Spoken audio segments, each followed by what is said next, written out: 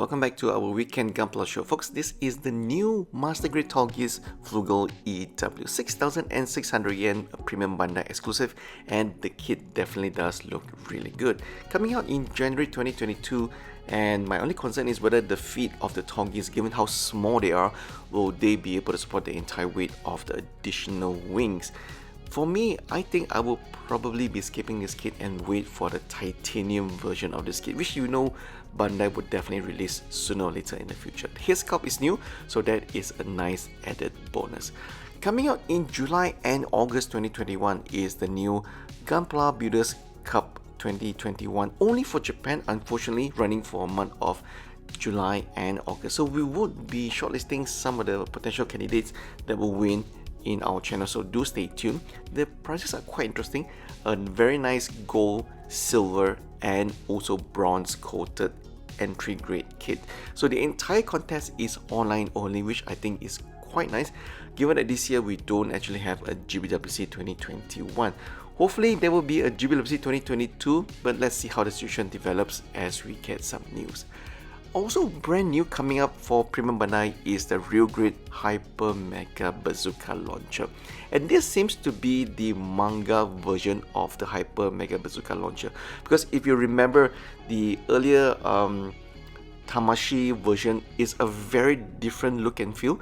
This one actually has a much bigger, chunkier and more detailed Mega Bazooka launcher, so I definitely quite prefer this compared to the Tamashi version, which is a little bit more slicker and simple looking kit. And while we wait for the real grade High New Gundam to actually come out, let's talk about this kit that's coming out on the 22nd July in Japan, the High Grade Nightingale. It is definitely not a cheap kit, 7,700 yen, but you're definitely getting quite a lot for your money. Initially, we thought that this is going to be another brick. You won't have a lot of articulation, limited gimmicks, but turns out Bandai has actually crammed in quite a lot of new technology for the Nightingale.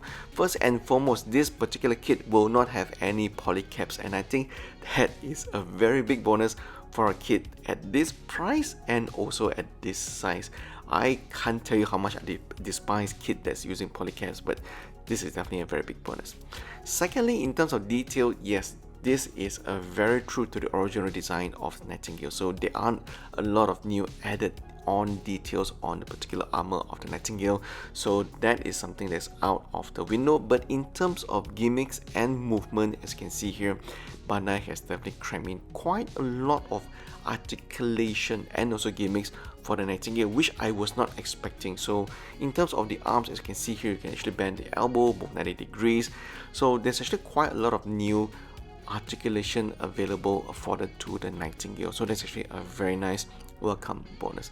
There's actually also quite a lot of gimmicks and also details added on to the torso, so in terms of movements and opening of the hatch on the front and the back. But when you talk about the final binders, I think that is the biggest surprise to me.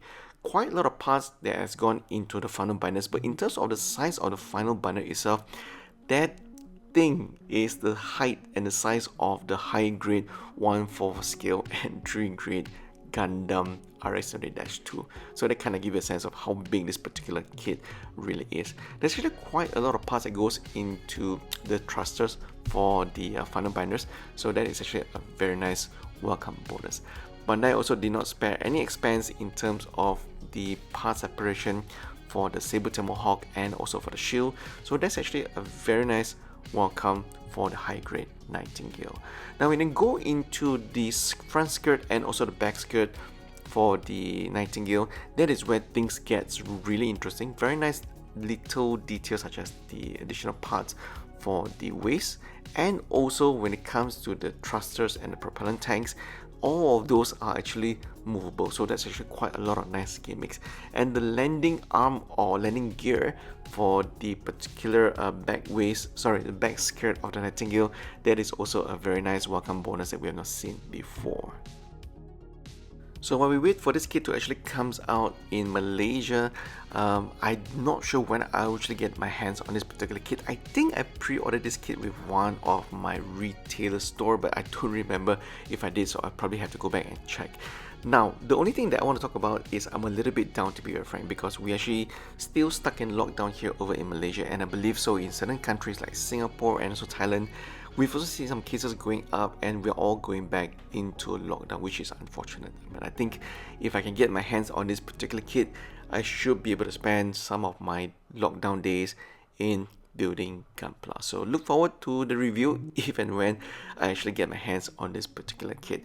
Bandai would definitely be releasing the Nightingale in different color variations, so I will be quite keen if Bandai actually releases this kit in a titanium red finish. But given that this kit in itself is already coming in at 7,700 yen, I'm wondering, if Bandai ever actually releases this kit in a titanium finish, how much would that kit actually cost? But of course, my top wish list for the Nightingale is for Bandai to actually release this in a real grade format, but I don't think that it's going to happen anytime in the near future.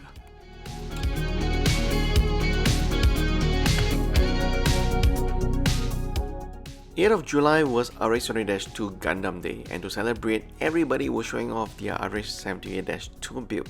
The one that really caught my eye was the design and build by Naoki-san. His design of the RH-78-2 is really on a different level altogether. From far, they look simplistically clean, but upon closer inspection, you can see that he's actually done quite a lot of customization, whether it's a high grade or master grade version of the RH-78-2. My dream would one day be, owning a kit that's been designed by Mr. Naoki-san himself. Go check out his build on his Twitter feed. And if you guys want to see the entire full complete collection of the master grade RH-78-2, check out our earlier video on the top right hand corner of the screen right now.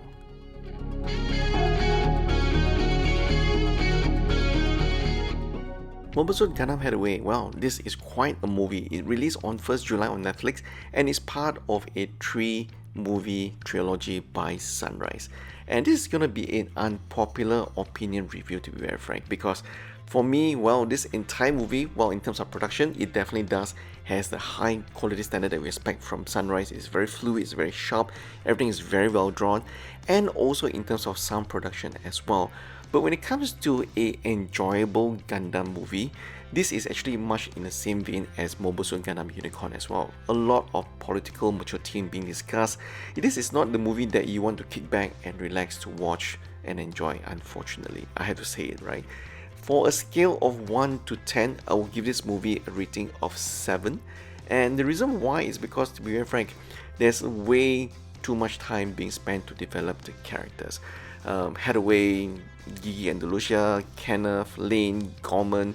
There's way too much time being spent to develop the characters. Even though this is the first part of a trilogy, I do think that Sunrise could have maybe speed up the entire plot altogether, and of course putting a little bit more action into the series as well. So yeah, if you've seen Mobile Suit Gundam Unicorn, you can already expect how this movie is going to play out, okay? But as a Gundam movie, this is definitely something that I think most Gundam mature fans, adult fans would definitely enjoy. It's gonna be quite a lot of philosophical, political themes being discussed of what is right, what is wrong. Does attacking a high-rise condominium in order to free your leader justify those kind of attacks, killing all those people as collateral damage? So yeah, definitely quite a lot of things being shown and discussed that's not really being said out in the dialogue that you have to really guess, right? Of course, for me, it's really seeing the Messer in action that really gets me, and also the final fight between the Penelope and also Z Gundam. That is something that I think most fans would really want to see. I'm actually quite bummed at the end where the Z Gundam versus Penelope was being fight out at a night scene, and everything is really dark, so you can't really make out the design and detail of the mobile suit themselves. So that is my only gripe with the movie. I kind of wish that they have not put in the mobile suit fight at night, which, even though I understand that's the context, but they could have at least toned down the level of darkness in there. Okay, so there you have it, folks. That's my review of a simplified review of Mobile Suit Gundam Hathaway. Looking forward to the next 2 installment when it comes out, and a very big thank you to the team in Netflix for actually picking up the license to show Gundam movies for us to watch. So there you have it, folks. I hope you guys stay safe, and let me know what you guys think of Mobile Suit Gundam Hathaway Flash if you have seen it. Thank you guys, and stay safe. I'll see you guys down in the comment section below.